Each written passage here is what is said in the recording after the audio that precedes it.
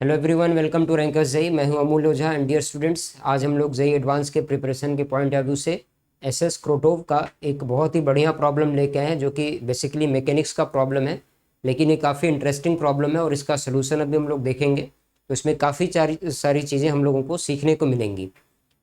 तो चलिए ज़्यादा टाइम हम लोग वेस्ट नहीं करते, आते हैं सीधे अपने प्रॉब्लम पे, जो कि जेई एडवांस के पॉइंट ऑफ व्यू से आज हम लोगों ने कंसिडर किया है। तो सबसे पहले मैं इस प्रॉब्लम को एक्सप्लेन कर देता हूँ। इस प्रॉब्लम में क्या दिया है, इसमें ऐसा कुछ दे रखा है, a cylinder of mass small m and radius small r rest on two supports of the same height as shown in figure. इसमें ऐसा दिया है कि यहाँ पर एक सिलेंडर है जिसका रेडियस r है, एक सिलेंडर है इसका रेडियस r दिया हुआ है, और ये दो सेम हाइट के सपोर्ट्स पे रेस्ट कर रहा है, रुका हुआ है। इसमें एक सपोर्ट जो इस साइड है जिसको ए से डिनोट किया गया है, ये वाला सपोर्ट तो फिक्स्ड है, लेकिन जो दूसरा सपोर्ट है वो मूवेबल है और दोनों की हाइट ग्राउंड से सेम है। अब इसके बाद इसमें क्या दिया गया है, one support is stationary while the other slides from under the cylinder at a velocity v। तो एक तो सपोर्ट इसमें फिक्स है, जबकि दूसरा सिलेंडर के नीचे से स्लाइड करते जा रहा है किसी स्पीड v से, वेलोसिटी v से। अब इसमें क्या पूछा गया है, determine the force of normal pressure N exerted by the cylinder on the stationary support at the moment when the distance between the points A and B of the support is AB is equal to R root 2। तो इसमें क्या दिया गया है, जब A और B के बीच का सेपरेशन जिस इंस्टेंट पे R रूट 2 के बराबर होगा, उस समय पॉइंट A, उस समय फिक्स सपोर्ट से, जो सपोर्ट इसमें स्टेशनरी है, स्टेशनरी सपोर्ट से सिलेंडर पे कितना नॉर्मल का फोर्स लग रहा है ये बताना है। Determine the force of normal pressure and exerted by the cylinder on stationary support. Cylinder से इस स्टेशनरी सपोर्ट पे कितना नॉर्मल का फोर्स अप्लाई हो रहा है, इसका कैलकुलेशन हमें बताना है। फ्रिक्शन कहीं पे भी इसमें कंसिडर नहीं करना है। और एक बात इसमें और दे दिया गया है, assuming that the supports were very close to each other at the initial instant. Initially ये जो दोनों सपोर्ट्स हैं ये पहले बहुत क्लोज थे और फिर इनको धीरे धीरे हम लोग दूर लेके जा रहे हैं, और इसको एक कांस्टेंट वेलोसिटी v से पुल किया जा रहा है। फ्रिक्शन कहीं पे भी कंसीडर नहीं करना है। तो इस तरह से प्रॉब्लम दिया गया है। तो ओवरऑल हमें क्या पता करना है, जब a से b के बीच का डिस्टेंस r रूट 2 के बराबर हो जाए, जब a से b बराबर होगा r root 2, when A B is equal to r root 2, उस समय हमें क्या पता करना है, ए पॉइंट पर कितना नॉर्मल का फोर्स अप्लाई होगा सिलेंडर से, ये कैलकुलेशन देखना है। तो यहाँ पर हम लोग ये देख सकते हैं कि भाई सिलेंडर से ए पे जो नॉर्मल आएगा वो एग्जैक्टली बराबर होना चाहिए और अपोजिट होना चाहिए ए से जितना नॉर्मल सिलेंडर पर आएगा उसके। अच्छा, इसमें यहाँ पर जो ए बी की वैल्यू r रूट 2 गिवन है, इससे भी हम लोग थोड़ा बहुत कुछ एक रफ आइडिया ले सकते हैं।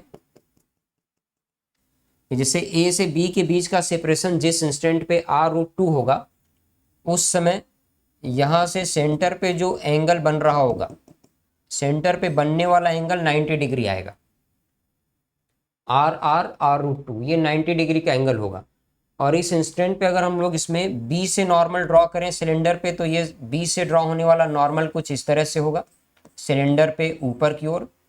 a से जो नॉर्मल आएगा वो कुछ इस तरह से होगा, और सिलेंडर का अपना वेट mg होगा वर्टिकली डाउनवर्ड। तो ये तीन फोर्सेस उस इंस्टेंट पर इस सिलेंडर पर अप्लाई हो रहे होंगे, और इसके साथ इसमें कुछ चीज़ें हमें और देखनी पड़ेंगी। तो चलिए अब इसको एक बार सॉल्व करके ही देख लेते हैं प्रॉपर। तो जैसा कि अभी हम लोगों ने देखा, इसमें अगर इस सिलेंडर का हम लोग फ्री बॉडी डायग्राम बनाएं, तो इसमें दो चीज़ें हैं। जैसे फ्री बॉडी डायग्राम में पहले तो हम लोगों ने ये देख लिया कि फोर्सेस किस तरह से अप्लाई हो रहे हैं। बी पॉइंट से एक नॉर्मल आएगा एन बी ऊपर की ओर, जो कि सिलेंडर के एक्सेस से पास करेगा। ए पॉइंट से जाने वाला फोर्स होगा एन ए, ये भी एक्सेस से ही जा रहा होगा। दोनों के बीच में 90 डिग्री का एंगल रहेगा और वेट mg वर्टिकली डाउनवर्ड होगा। ये तो इसमें इसका फ्री बॉडी डायग्राम बन जाएगा।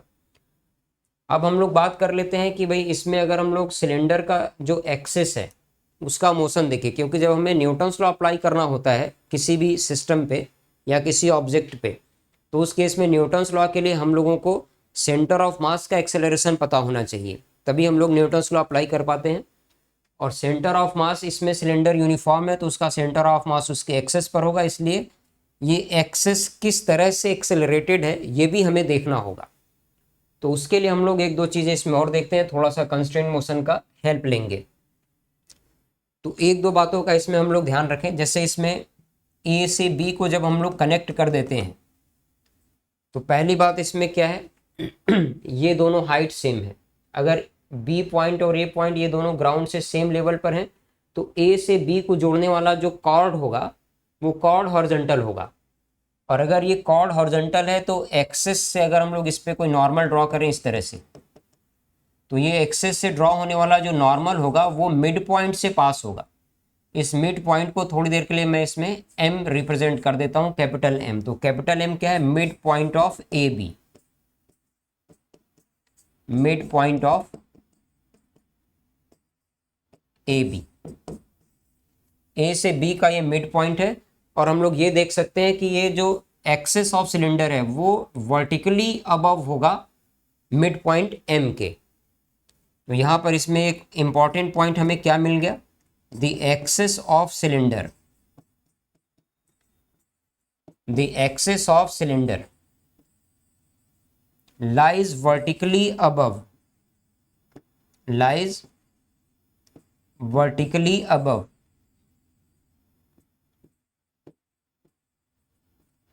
पॉइंट एम, जो कि ए बी का मिड पॉइंट है। इस मिड पॉइंट के ठीक वर्टिकली ऊपर ही ये सिलेंडर का एक्सेस रहेगा। अब इसमें एक दो बातों पे हम लोग थोड़ा सा और ध्यान दें। अच्छा, सिलेंडर के एक्सेस का अगर मोशन देखा जाए तो इसमें सिलेंडर के एक्सेस का मोशन कैसे होगा?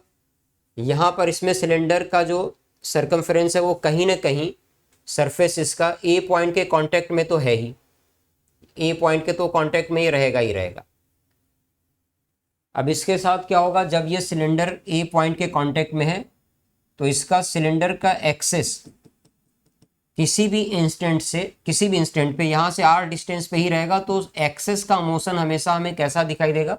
सर्कुलर दिखाई देगा अबाउट पॉइंट ए, क्योंकि ए वाला पॉइंट इसमें फिक्स्ड है। तो एक्सेस ऑफ सिलेंडर को अगर हम लोग देखें तो ये कुछ इस तरह से सर्कुलर मोशन में हमें दिखाई देगा, एक्सेस ऑफ सिलेंडर। तो एक दूसरा पॉइंट हमें इसमें क्या मिल गया? Axis of cylinder,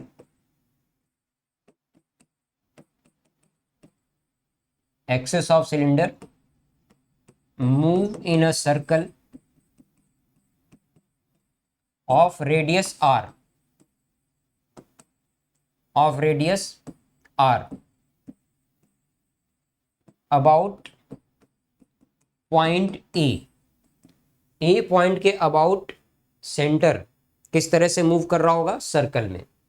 axis of cylinder circle में मूव कर रहा होगा। तो इस बात को हम लोग थोड़ा एक बार और देखते हैं इस तरह से, जैसे यहाँ पे ये सिलेंडर हो गया, ये अपना ए बी पॉइंट है, यहाँ पर पॉइंट है ए, इधर पॉइंट है बी, एक्सेस यहाँ पर है जो मिड पॉइंट एम के ठीक ऊपर है। और इसके साथ ही इसमें क्या है? इसका मोशन सेंटर का या एक्सेस का किस तरह से? ए के अबाउट सर्कुलर मोशन है।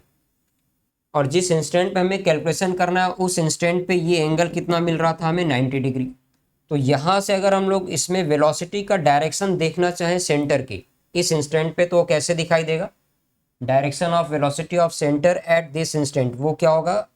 ए से एक्सेस को जोड़ने वाली लाइन के बिल्कुल परपेंडिकुलर होगा और इस तरह से होगा। तो सेंटर की वेलोसिटी, सेंटर ऑफ मास की वेलोसिटी को अगर मैं इसमें वी सी रिप्रेजेंट कर दूं तो इस सेंटर ऑफ मास की वेलोसिटी के यहाँ पर दो कंपोनेंट हैं, एक कंपोनेंट इधर होगा दूसरा इधर होगा, और एंगल 45 डिग्री है। तो हॉरिजॉन्टल कंपोनेंट इसका क्या होगा? वी सी कॉस 45 या वी सी इंटू 1/√2। और इसी तरह से इसका जो वर्टिकली डाउनवर्ड वाला कंपोनेंट है उसकी वैल्यू भी क्या होगी? V C into 1/√2। अब दूसरी बात क्या है? ये एम पॉइंट एम और एक्सेस ये दोनों हमेशा सेम वर्टिकल प्लेन में रहेंगे, ये दोनों सेम वर्टिकल प्लेन में रहेंगे। इसका मतलब दोनों की हॉरिजॉन्टल वेलोसिटी क्या होनी चाहिए? सेम होनी चाहिए। तो यहाँ से इसमें हम लोग एक पॉइंट ये नोट कर सकते हैं कि horizontal horizontal component of velocity,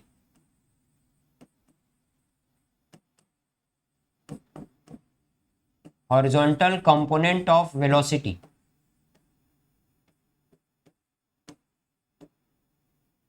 of axis of cylinder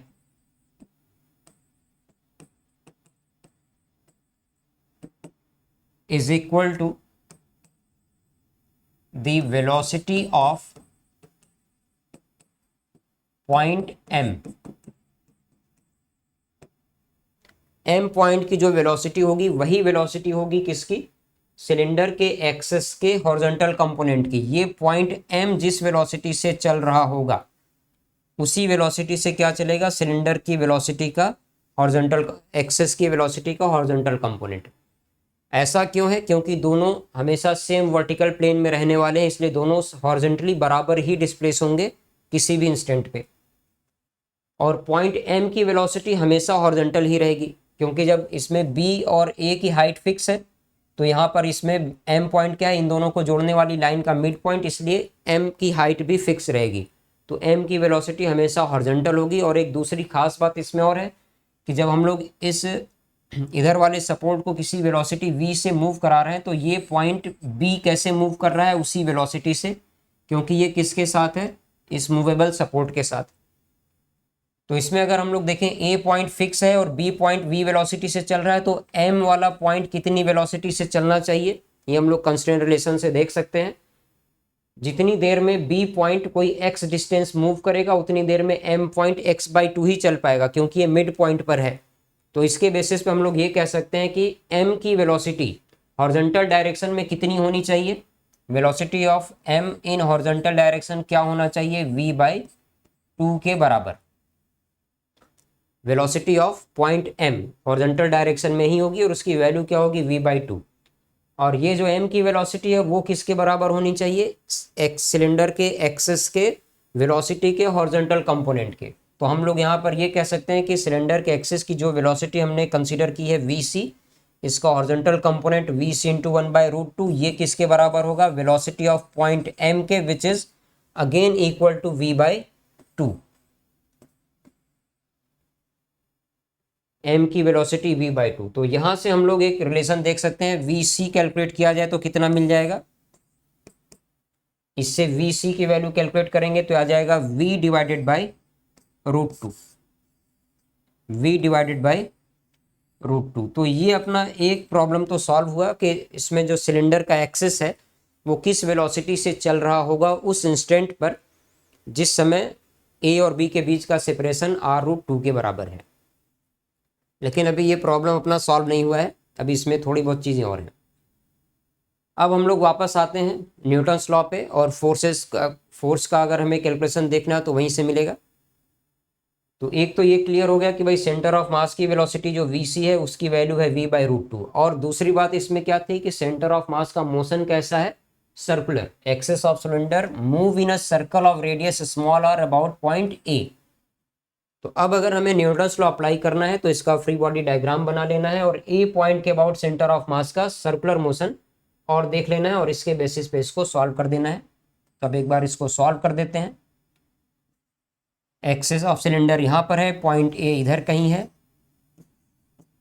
point B इसी हॉरिजॉन्टल लेवल पर है यहाँ पर। इन दोनों को जोड़ने वाली लाइन एक दूसरे के परपेंडिकुलर है। सेंटर की वेलोसिटी, सेंटर का मोशन, एक्सिस का मोशन इसमें कैसा है, सर्कुलर, ये ऐसे एक सर्कल पे चलता हुआ हमें दिखाई दे रहा है। इस तरह से एक्सिस का मोशन होगा सर्कुलर, किसके अबाउट, पॉइंट ए के अबाउट। इस तरह से फोर्सेस को दिखाएं तो बी पॉइंट से अप्लाई होने वाला जो नॉर्मल है वो कुछ इस तरह से था, ए से अप्लाई होने वाला नॉर्मल वो कुछ इस तरह से है,